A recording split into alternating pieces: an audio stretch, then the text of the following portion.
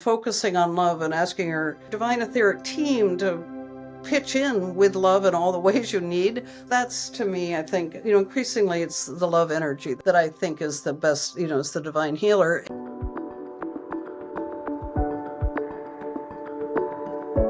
Hello, lovely. Just a quick pause. Have you felt a nudge to make a bigger impact, to serve, to coach, to guide, to lead from your heart and intuition? If so, this is your invitation. Cohort 13 of my Intuitive Life Designer Coach Certification Program begins on September 24th. This is my soulful premier coach certification. It is backed in positive psychology, in science, and some of the leading best healing techniques and tools. It is designed to help you take your passion and your purpose, turn it into your practice. This is more than just a certification. It is a life-changing experience. Learn more now at juliereisler.com/certification. Hello, 𝗬ście soul family. I'm so excited. Thank you for joining us. I want to say first and foremost, there are so many places to hang and to watch and connect with communities. And I'm really, really grateful that you felt a soul alignment and heart-led to be here. And now you are going to really be glad that you're here for this conversation. And I'm going to encourage you to stay for the whole time because my guest, Annie Bond, is going to be leading a very, very special meditation at the end that we have not had here before. So Annie, I'm just so excited. I've been looking forward to this conversation for a long time. Thank you for being here today. Well, thank you, Julie. I'm honored, so honored to be here. Thank you very much for having me. So I just thought, for those, some may know you, some may not know you yet. Can you share a little bit how you got into the world of energy? I know you're the author of Awakening Prana. Did you know that you always wanted to do this? Maybe you could just share a little bit about your story and what got you into this work.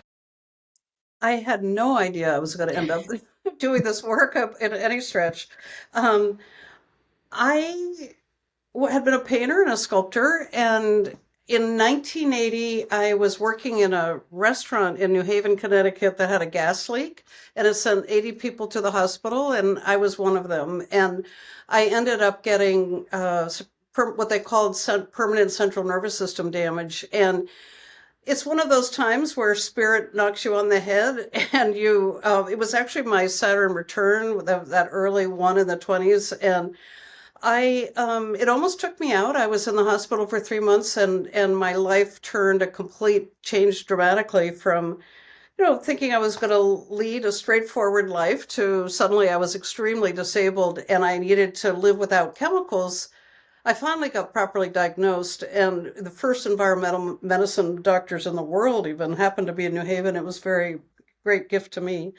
And so I ended up having to learn to live without chemicals in a time when nobody thought about it. Everybody thought I was, sort of a nutcase, to say the least.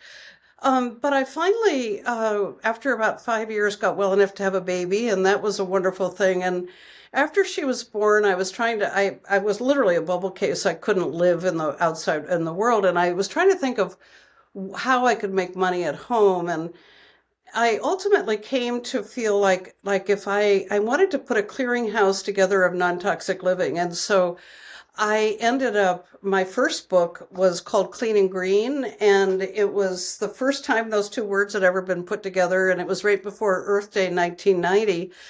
And it was just a runaway bestseller. This was even more than becoming a spiritual healer. That anybody would tell me I'd write a book on cleaning, I would have thought that they had 10 heads, because that's not my favorite thing. But I ended up writing 5 books on non-toxic living, and it was a wonderfully prestigious career. And I worked with Meryl Streep once, and as an editor for Mothers and Others for Livable Planet. I worked with Deepak Chopra. Because I was way ahead of the curve, not because I was prescient or brilliant or anything, but I had to live this way. And so I learned the skills. But anybody that's as sick as I was, keep pushing the envelope to try to get better somehow. And Western medicine wasn't particularly helpful for the central nervous system work. So I kept my day job, and I I started doing, I became a Kundalini, Reiki master. I wasn't taught well, so I didn't really shoulder that. Nothing against Reiki, but that was just what had happened. And then I ended up doing some more heavy duty training in energy work. And I started feeling like, wow, I'm beginning to make a shift in my health with this. And Kundalini particularly was incredibly important. And so that was 2003, 2004, that kind of thing. And, the healing work, energy work isn't linear. And I dipped in and out of it for a number of years. And then I thought, well, maybe I'll be a healer when I retire. But I just started getting more and more fascinated by the energy body. And also, I was working with a local Rinpoche, a Tibetan Buddhist Rinpoche, and I asked him once about why this state of our environment, and what he said is obvious, but took him making it that succinct that it's just an expression of our consciousness. And so I think at this point I look at my life and my career and I say, no, I never could have dreamed about any of it, but that it was the first part of my career was healing the outer world, and the second part of my career is healing the inner world, and that it's the same, right? But that's really where my expertise is. And so starting in 2014, I've pretty much full-time been a healer. I wrote Awakening Prana. I've started a heavy duty healer school. So that's my story. And you're sticking to it. Yeah, I'm sticking to it. As weird as it is, it is what it is, so. Well, it's interesting as you were speaking, and we were talking offline beforehand. Sometimes these wake up calls, these, as you said, the nudges from spirit, your whole life's work now, it came out of, the message out of the mess, right? A real mess. You had experiencing that gas leak, the central nervous system. I can't even imagine 3 months in the hospital. It's so interesting. And I think this is important for anyone listening who might be struggling right now in a time of feeling of darkness, of a health issue or crisis or something that feels like the end, for them. I love what you're sharing, Annie, because actually, and I'm even seeing it, it's like the idea in the clean and green and the recycling. I'm seeing that recycling symbol, like you recycled, you were able to take this experience and frankly be of massive service and help so many human beings on the planet who even ahead of your time. And I think this is really important. It feels like the signature of spirit right there, how you recycled, you use that to really to be a helper, a light worker, to be an energy healer, to help others. And that's powerful that you were able to, that you've done that and are doing that now. It's really, really inspiring. Well, I've never heard the recycling analogy, and I think that's beautiful. It really is. It makes it much easier to think it was just the turning of a wheel, kind of. Would I do it again? I don't know. But it was, but there's there always is a silver lining in these terrible times. There really are. And I have lots to be grateful for in the midst of that, but not to be a Pollyanna. It was very brutal also. So, yeah. The being with that kind of, I can't even imagine. I don't even want to imagine that is. No, you don't. Every day was a survival. But as I wrote in my in the preface to Awakening Prana, having all those years of tracking the synthetic chemicals that came into my life started me, without my knowing it, I was tracking the way energy moved in my body, and I was reminded of it when I got a case of COVID when I was working on this book, and I started tracking COVID in my body, and I thought, oh my gosh, it's the energy body that I've been working with the whole time, and I didn't even realize, it was all the same. And so then I could see when I was working with COVID in my body, well, if I bring in the sacred elements, that really pushes the COVID virus away, or, various things. So it was just an interesting parallel, I thought. So.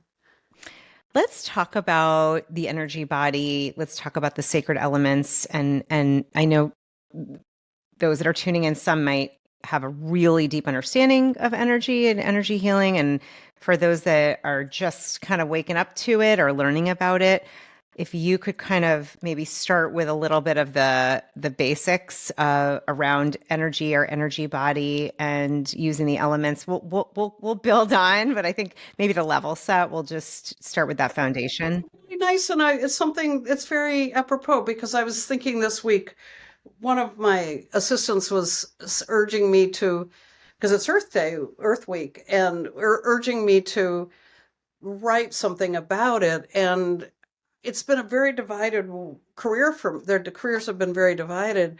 And then I thought, well, gosh, I have this wonderful, or what I always love, this introduction to my book, Home Enlightenment, that it came out in 2005, that talked about that we're a society craving the elements, the natural elements. We don't know it, but at that, people were filling their houses with candles. They were synthetic candles, not natural candles or synthetic fragrances, or but craving the natural elements. And so I was urging back then. I was seeding it a little bit. I didn't even know it, that bring in the natural elements. If you're choosing fabric, choose a natural wool instead of a petroleum, that kind of thing. And so along the way, that was a big part of my green living work, was trying to come into the natural elements in our world. But then, you think about the fact that we're 71% water and we're, 7% ether. And ether, by the way, is often misunderstood or not understood. It's known, it's the fifth element. It's often known as air. But one of my favorite descriptions of ether is eternal love. So the energy that I think of when I think of ether is when I hear about NDAs and near-death experiences, and people talk about this pulsing love energy. And that's, I think, the closest I know of to describe what the ether energy is.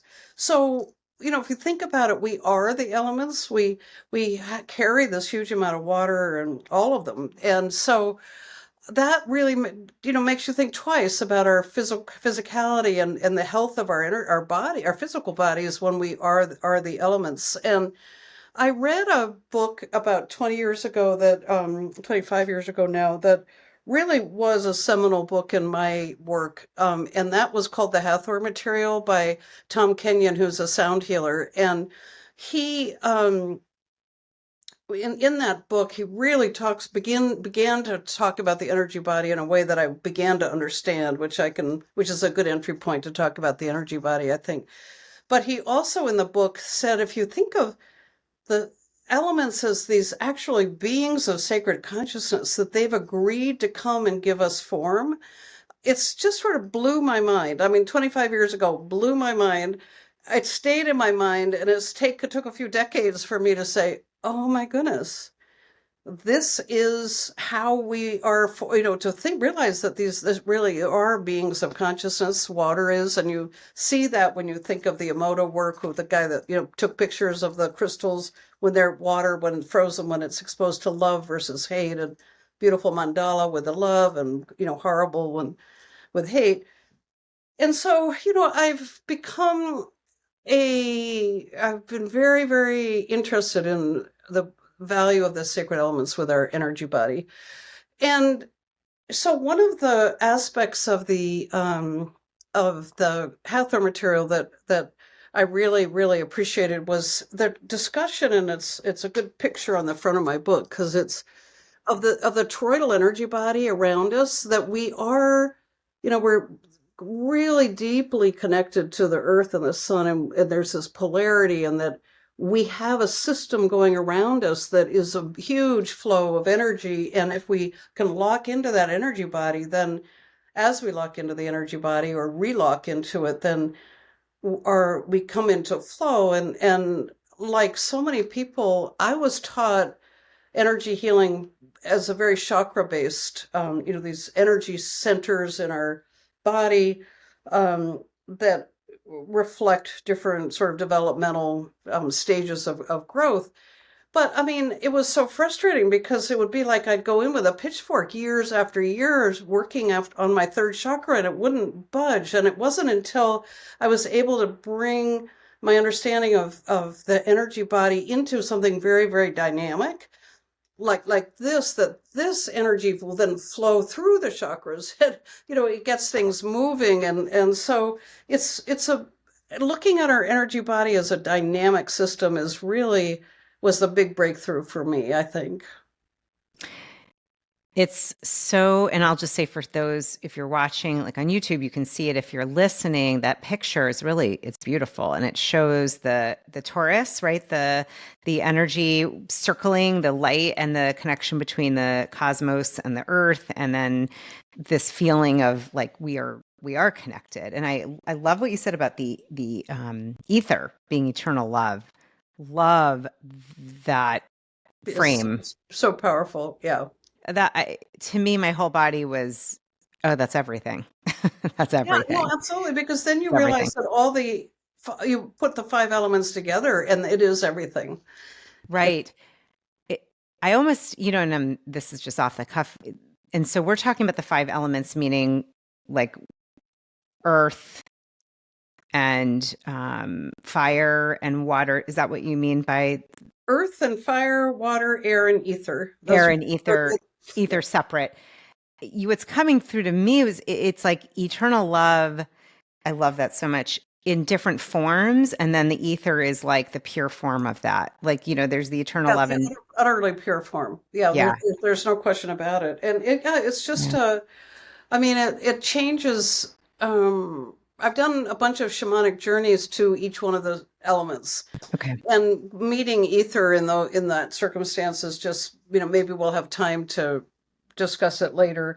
It's a little esoteric, but it was just, really life changing. And at the meditation I do at the end, Yeah. you're talking about that toroidal energy body. And again, people that are driving or something and can't see, it's really like a donut around us with a hole in the side of it. And then the energy comes up and it comes down and creates the flow of that around us. But the meditation will take us through activating that whole energy body. So with the energy body, my question would be, and this is so interesting. My brain jumped ahead. I've been diving deep. My stepdaughter has severe autism. And so as I've been reading more and understanding the light body, the energy body is often not located in the body exactly. It's often around it. Whereas, so for someone listening, for most, probably our energy body, maybe talk a little bit about the energy body, how big it is, what it is, and is this something you can feel, you can see? How can we get more in tune to it for someone who's like, I want to be able to connect to my energy body? So I'll throw that over to you to answer, because I think that's something I think we'd all love to know more about, how to manage it and connect to it and maybe see it and feel it. And yeah. Yeah, no, it's thought provoking to me, that your question. It's a really good question. I think that the best way to answer it off the top would be that if you're walking down the road and you see a dead pigeon, the energy's gone. When you look on the other side of the road and there's a living pigeon, there's a vibrancy to the living pigeon. And that's the energy body. So the energy body is that inner vibrancy that we all carry. And what happens is that we are more or less connected to that inner vibrancy as we are more and more connected to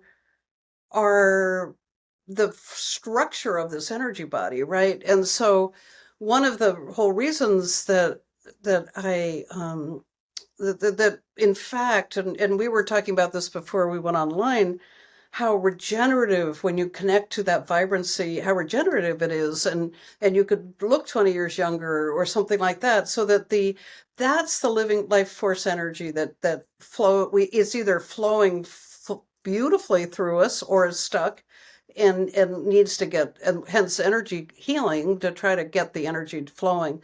And so the connect, and part of the connection, again, going to this diagram, and for those that don't have a visual, if you imagine like a beam of light coming down to the top of your head and going through you and going down into the heart of the earth, that beam of light carries your life force energy. It carries your DNA, your perfect blueprint of your DNA. It carries your soul, your higher self, the creator, all that energy. And what's happened in our culture is that as we get more and more disconnected from nature and the natural flow of connecting more to the sun and the earth and all of that kind of thing, that there more and more density builds up around that center line of light, and we don't receive it out into our physicality the way we need to. And so for health, and we have an opportunity to fully regenerate our energy body by getting connected to that energy line and having it flow out to us. And that's really the whole thing in awakening prana is how to do it. And in a way, it's a very experiential process to get there, as this meditation I'll be doing with you does. But part of it is also really connecting to the energy of the earth coming up and energy of the sun coming down, and this gets into a whole nother very interesting sort of cutting edge, newer approach to medicine as well as energy healing, is that it's extremely we're a biodynamic system. We're almost like active. If you think of a car, it needs a negative charge and a positive charge. We're the same, but we need the negative charge for us is the feminine, the yin. The positive charge for us is the yang, the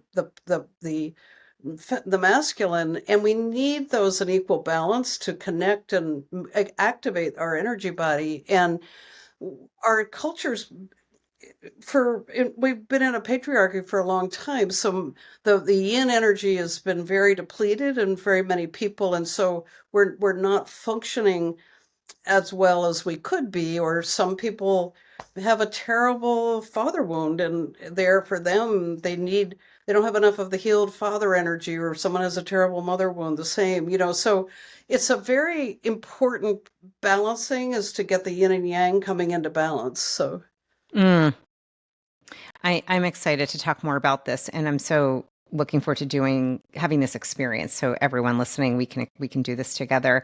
Do you, in your experience of learning and working with many people, do you see energy? Do you feel it? Is it or hear it or sense it? What is it like for you when we connected through Suzanne Gsman, who I adore, who's been on here a few times? She talked about, she was actually talking very openly about having a situation with somebody, and I think this is important, that really zapped her energy. And it was helpful for me. That has happened. And, I adore Suzanne and have learned with her and thought, okay, if that's happening with Suzanne, then I can see why it's happening with me. Like, it happens. And I know she went to see you and you worked on her.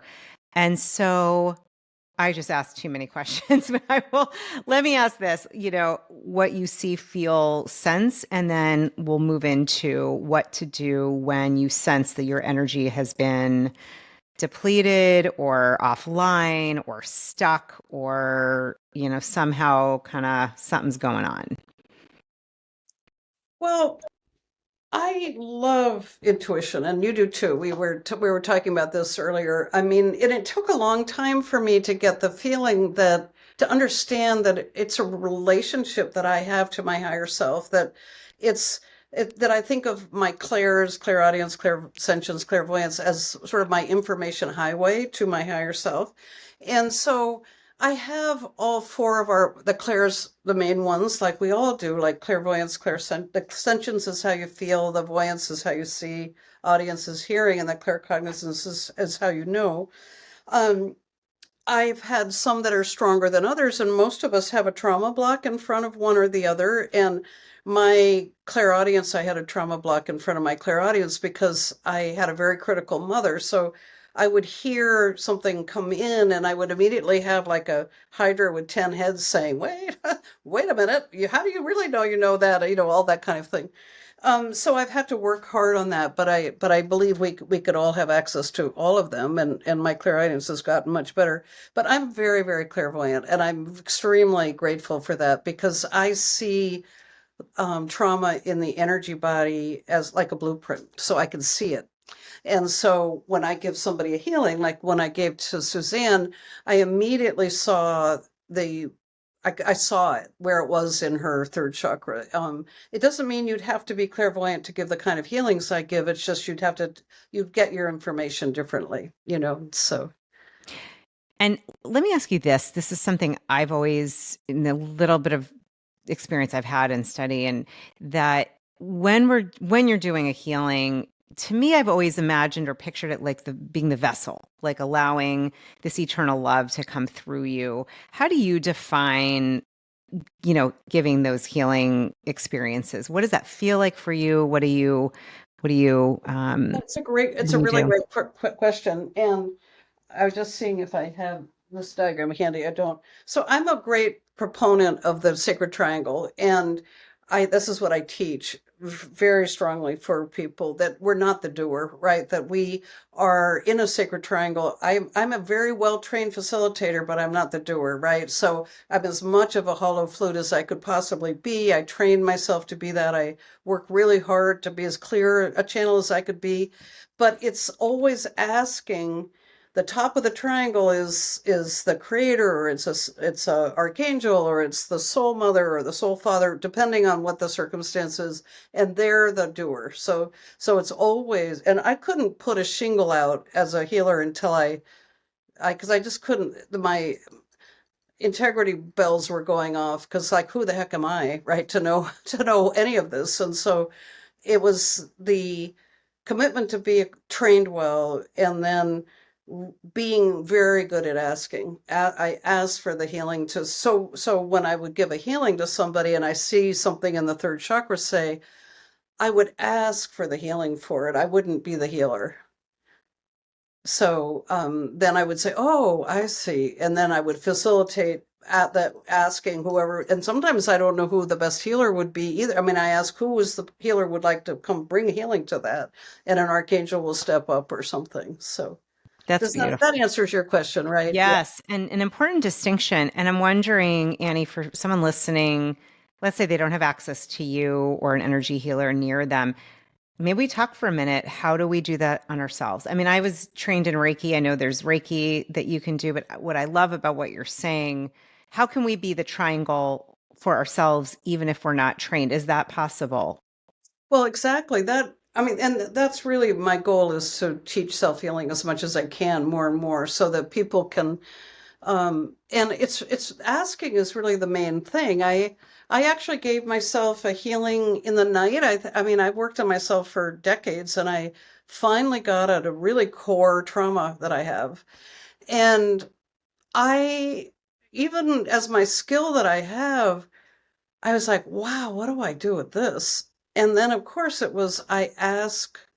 So, at 2 and 3 in the morning, I was asking my loving infinite soul to bathe it in self-love. I was asking my higher self to bathe it in unconditional love. I was asking the sacred element ether to bathe it in eternal love. I mean, I was just going on, and I was asking for all the creator to bathe it in compassion, because with the big traumas, it's harder to, I mean, you can't tease it apart with your brain, and so having the ability to have, I mean, I found energetically compassion is extremely powerful.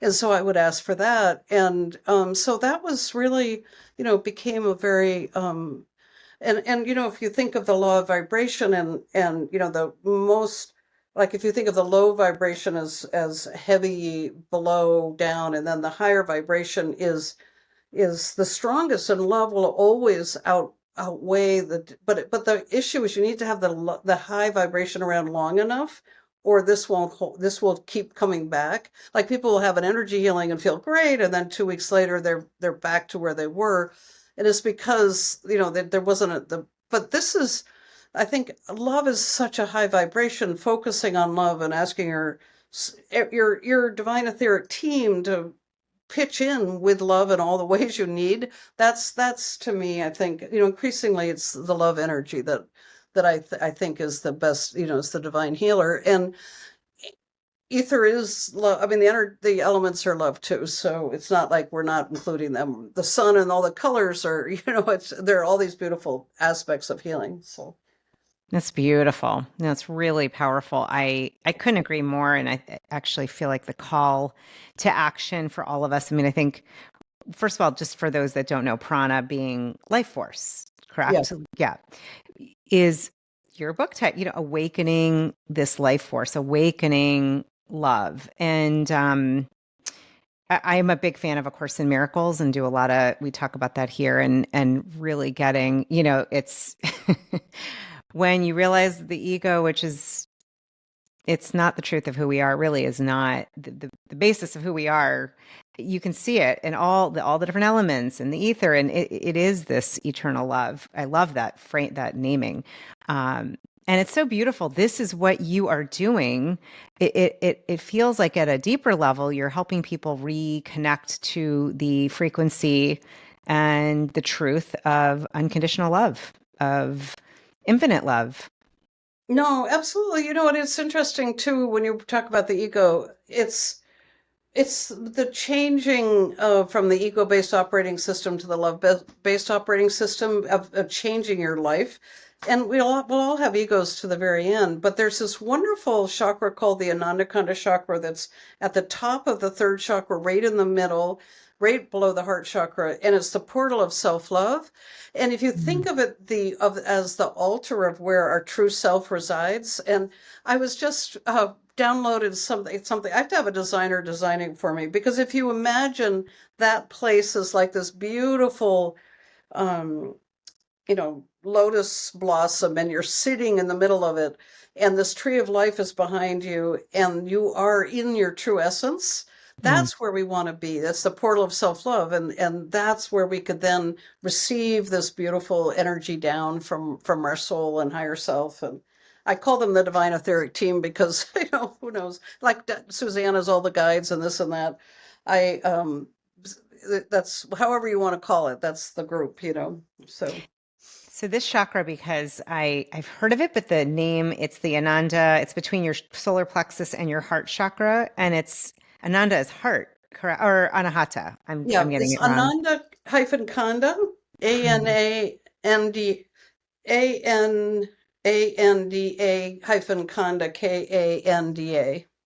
Anandakanda. Okay. And this, what a beautiful, okay. So for those that are visual or that want to feel it, and maybe we can bring this in, that is really, it's interesting because I can feel it, that seat, it kind of the seat almost of your soul. There's something about that space. It's just something lit up when I'm like, why don't we talk about that chakra?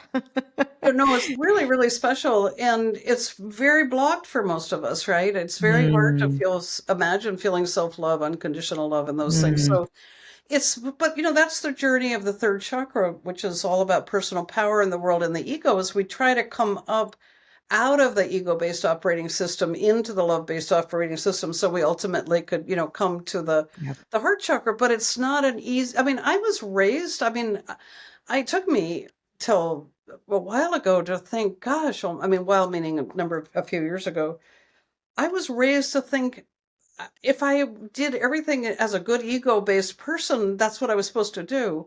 And it took me a while to realize, but that's only getting me halfway up my third chakra. It's not getting me it's not getting me higher, to where I really then need to move into the whole issues of love, of self-love in particular. So I love this aspect of our conversation. To me, all of us, everyone listening now, and for at any point we chose to be here at this time, we chose this. I know there's many, many, many lives, but this one, the one that we're embodying on planet Earth in this human form.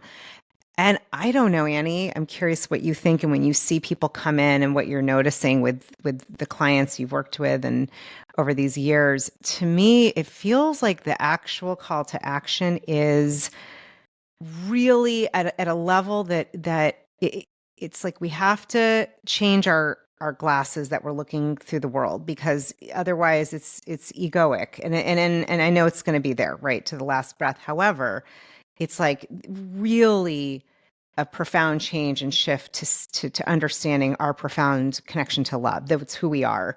And how do you live that? And not in a, it can sound so kind of high floating, Pollyanna-ish, but it's not. And I've noticed energetically, when we love ourselves exactly as we are, and honor the worthiness that we are. It's a huge reason why the USU is the connection to your soul self, your higher self. I've experienced it myself, where we were talking before this conversation. I feel like I aged backwards 20 years because the energy, it was such a lack of self-love and so misaligned. And I didn't have the words. I didn't know to say energy, 20 years ago, 15 years ago. I didn't know that. I got a wake up, a really big wake up wake up in the middle of the night. I thought I was dying. And it's fascinating to me because like you were saying with your wake up, that nudge, the tap on the shoulder, what it keeps feeling like is, how do we share how to be loving to ourselves, to others, how to make the choice to see through love. And what you're talking about, healing, connecting to your energy, to the Anandakanda chakra, that this is really important information here. This to me is the basis of well-being, because energy, we started energy first before it manifests into the body. It's my understanding. Yeah, you use the word lens, I think, and I I think so much of the part of successful energy work is clearing the lens through which we see the world, so that we're clearing away the old tarnish and the traumas that we've carried that have manifested as low self-esteem or whatever it may be. So like bit by bit clearing the lens. But I had a really extraordinary experience recently, and it's part of the discussion. I think you were asking, like, what about now? Like, where are we at? And I don't think this would have even happened a year ago in our culture. And you could see, I'd be curious to know what you think. So I taught a retreat in Sedona, and it was actually on the book. And there were 35 people there, and it was a week. And I know many of these people, and I know how severely traumatized their lives. I mean, their lives have been massively, some of them just massive amounts of trauma. And some people, stage 4 cancer, were there, and this and that. And I don't know what happened, but everybody left their ego at the door. All of those, the entire week was an ego-free experience of all of us trying to get into our Anandakanda chakra and being in our energy field. And I've never been in a group like that ever in my life. And I'm just wondering if it's just a shift is happening that's enabling us to be able to behave that way. What would you think? Yeah. Oh, I got chills as you asked that. I don't know if you know human design. I'm a manifesting generator. So when I'm asked a question, that's when I get information. So Oh, okay. that's a beautiful experience you were talking about. And because we, for the most part, are in a duality is, we have up and down, right and wrong. We have black and white.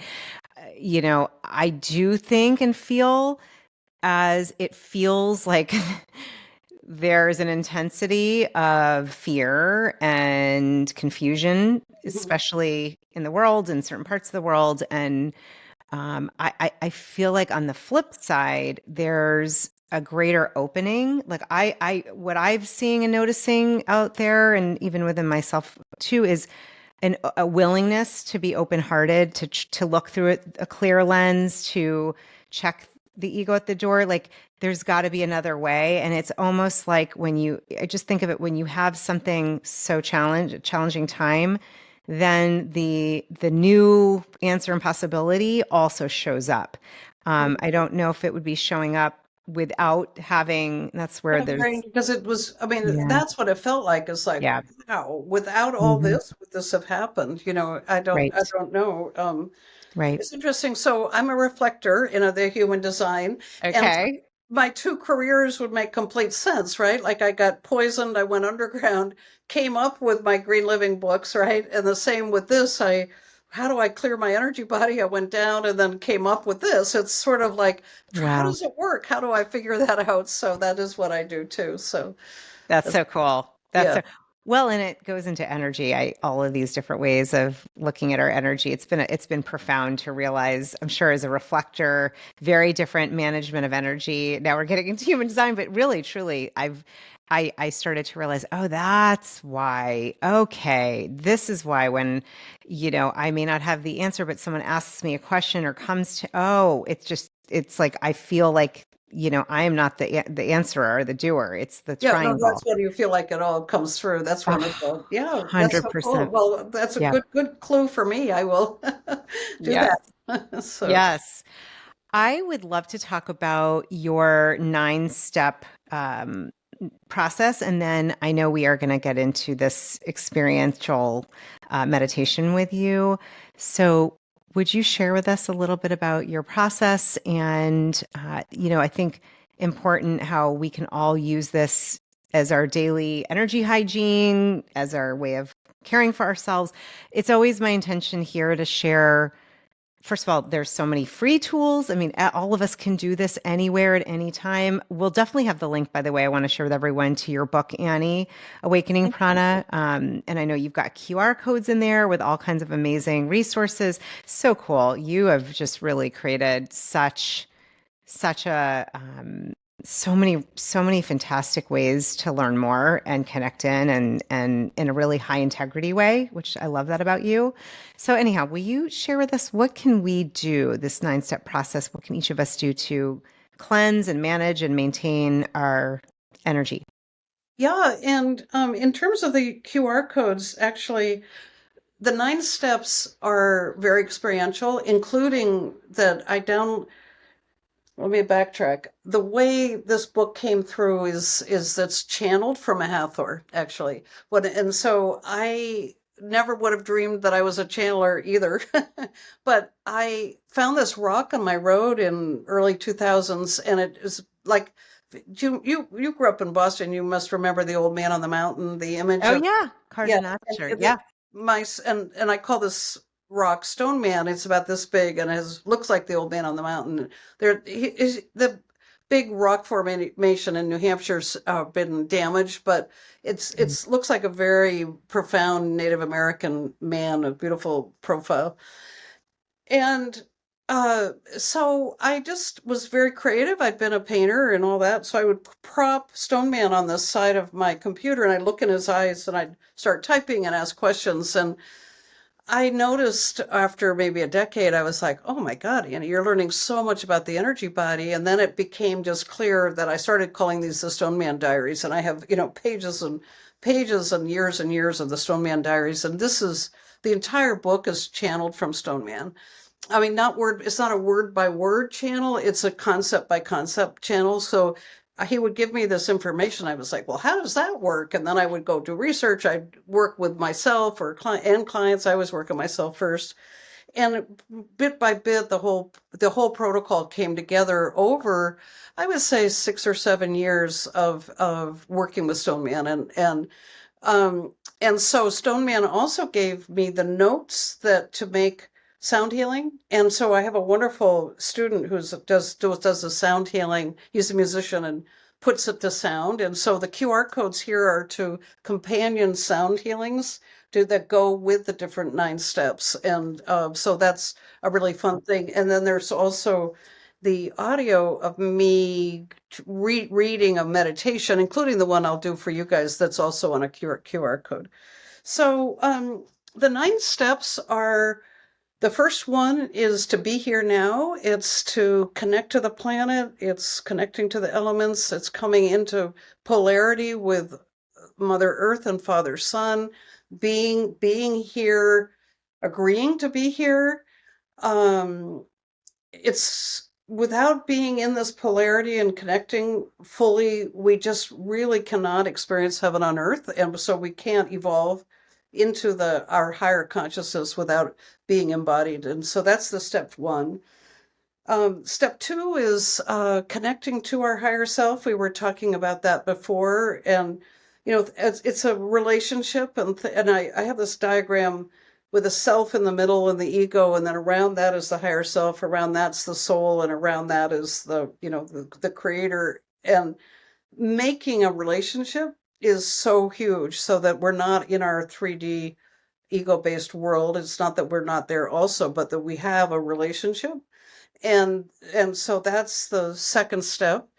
The third step is really understanding that we are bioelectric, and we need to come in yin yang balance. We have to have enough of the yin and the yang, and they have to be in equal balance.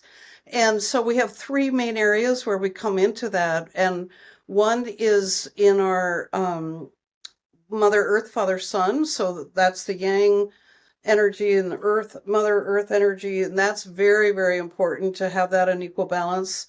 I was very deficient in the sun energy of all things, so that was important for me in order to get things working. Then on a soul level, we're all born to unhealed mothers and unhealed fathers, and we become unhealed children. But on a soul level, we have healed mother and healed father, and they're not the same as our birth parents. And it's no disrespect for our birth parents, but it's just a different level of league. And so the next thing is we work on a soul level with our soul mother, our soul father, to fill in the depletions we may have because of our wounded childhoods. And it doesn't have to be like a mother wound. It could be a horrible second grade female teacher. It's just we can get out of balance in this way. And then the third connection in yin and yang balancing that's so important is the current of the divine mother and the current of the divine father, the creator energy.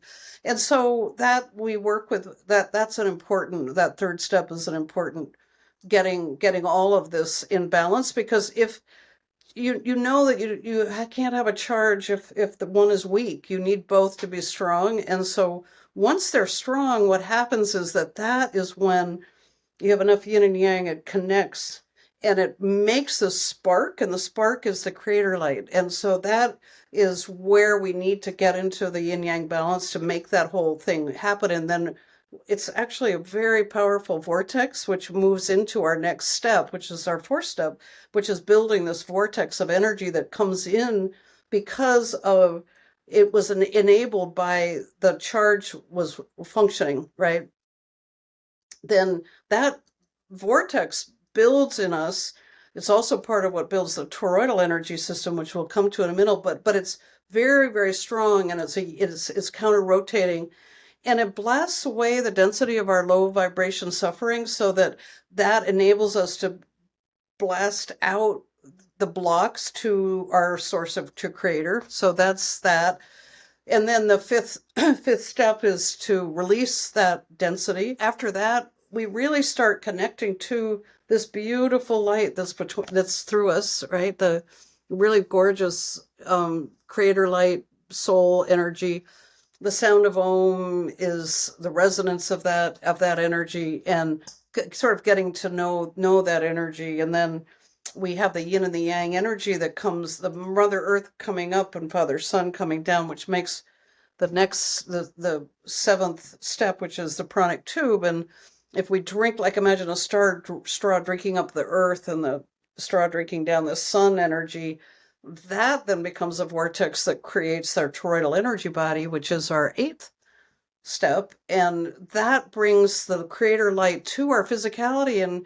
And so if you have illness or anything, it's enabling creator light to come to you.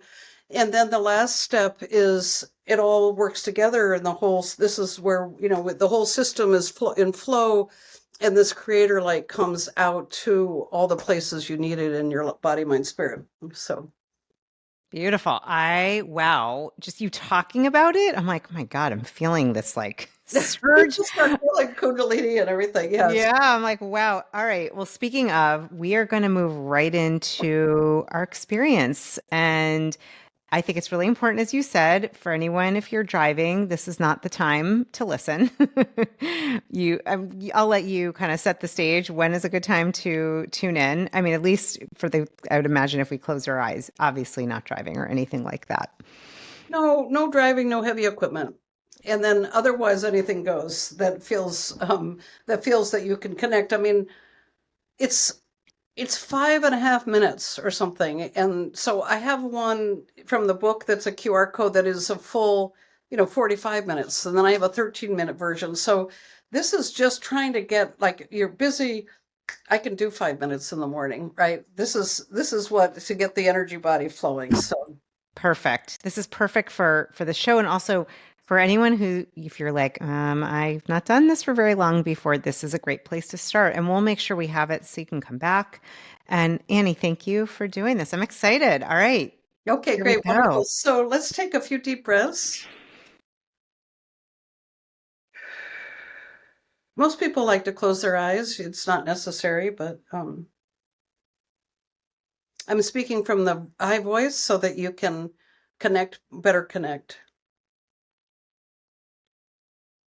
And when you're doing it at home, you could always pause at any time you want to spend more time.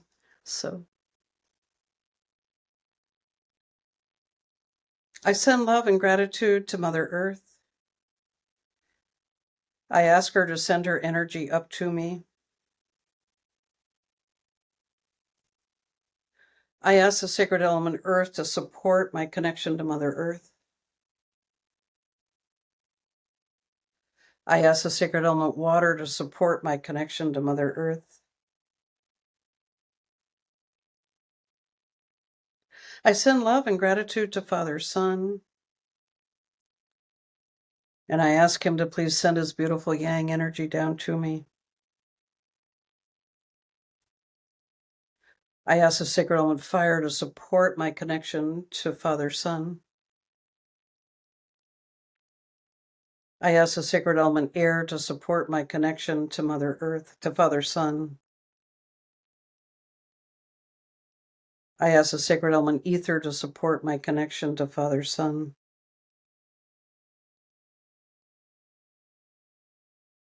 I drop into my heart chakra and I tune into a feeling of gratitude for creation. I ask my higher self to be with me to clear our connection. I ask my loving infinite soul to bathe me in self-love.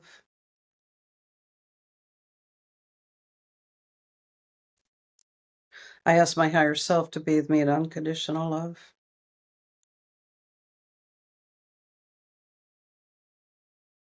I ask Mother Earth to bring me a healing. I ask Father Sun to bring me a healing.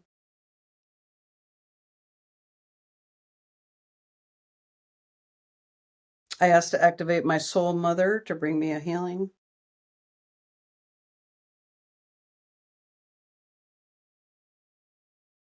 I ask to activate my soul father to bring me a healing.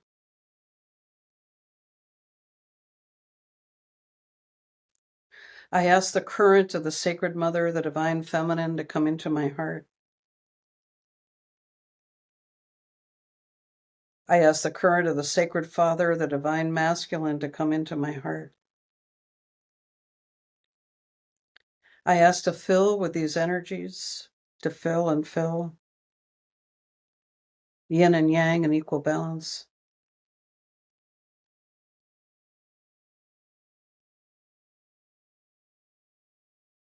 Yin and yang in equal balance. And now I ask the yin and yang energies to coalesce. Equal balance and coalesce. And once they coalesce, they connect. And they ignite the creator spark. And the spark organizes the movement of yin and yang into a counter-rotating vortex. The vortex is a master blaster, blasting away low vibration density. And I release all that low vibration density. I ask the sacred element Earth to magnetize it down. I ask the sacred element water to wash it away. I ask the sacred element fire to illuminate and burn it away. I ask the sacred element air to dislodge and blow it away. And I ask the sacred element ether to remove it. And the Supreme Being to vacuum out all that I can release. And with the barrier of lower vibration density removed, I can now feel the sound of Om. I can open to more light and to the sound of Om, the sound of creation, opening to life force energy, my perfect blueprint. I tone to myself the sound of Om. I tone to myself the sound of Om.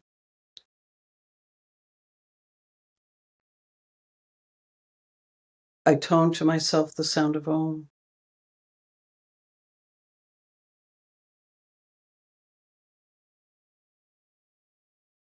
I imagine myself a tree, deep roots going into the earth, but the roots not only go down deep, but they also drink up the nutrients.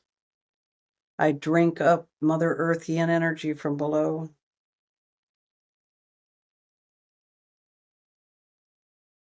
And my branches reach up to the sun, and the leaves drink down the light.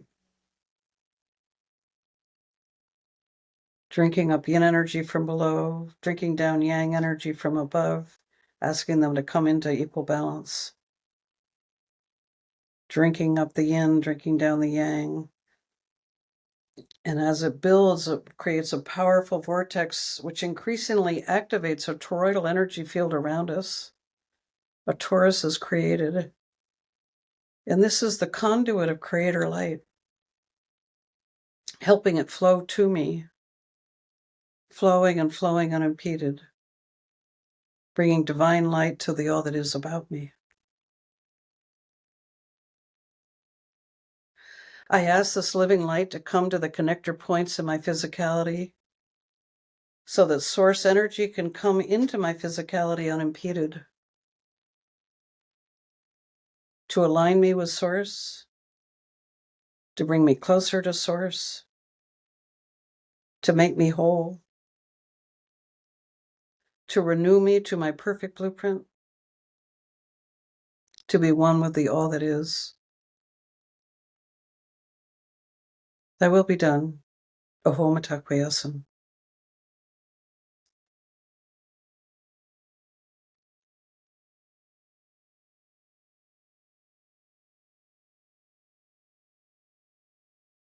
That was stunning.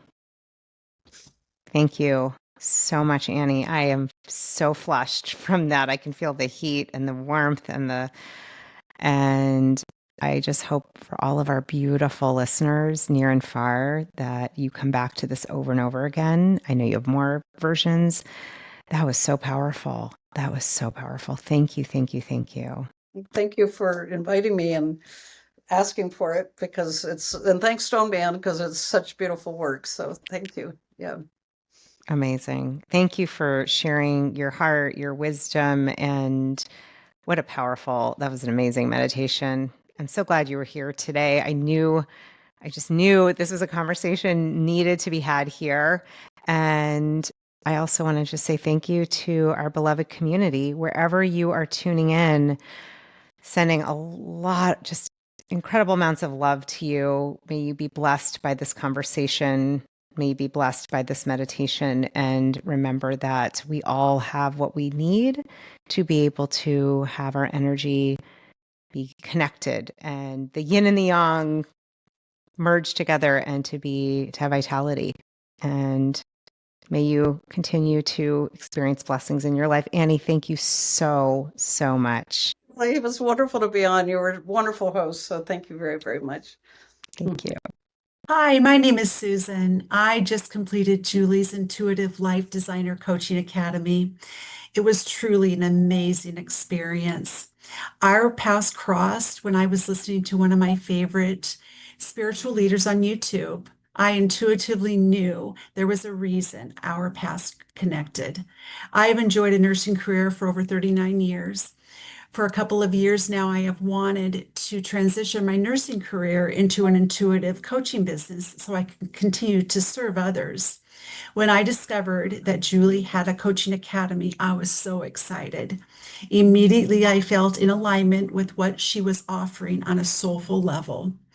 It was very important to me to find an academy that incorporated and encouraged using my own intuition. After making the decision to enroll in class, I felt empowered and so excited about the endless possibilities of creating a coaching service for others. Julie's Academy certainly does that. She empowers and teaches us how to coach and serve others from a sacred space. Julie and her mentor coaches meet each person in class exactly where they are. There was so much compassion, intuitive guidance, and divine wisdom that was shared. It was a very safe place for me to learn. I always felt encouraged and supported after each class. If you are sitting on the fence, wondering whether you should enroll in Julie's Intuitive Life Designer Coaching Academy, I can tell you from the bottom of my heart that it was 100% worth my time, my energy, and my resources. The experience was truly priceless. The community that Julie has created is so beautiful. I was given sacred space to enhance more self love, connect with divine oneness, and strengthen my own intuition. I am grateful I chose to invest in myself and honor my soul's desire to become a certified intuitive life designer coach. Thank you, Julie, for creating this academy. Because of your willingness to share your beautiful gifts, so many of us highly empathic souls can come together to empower ourselves and others in the world. I am forever grateful. Thank you.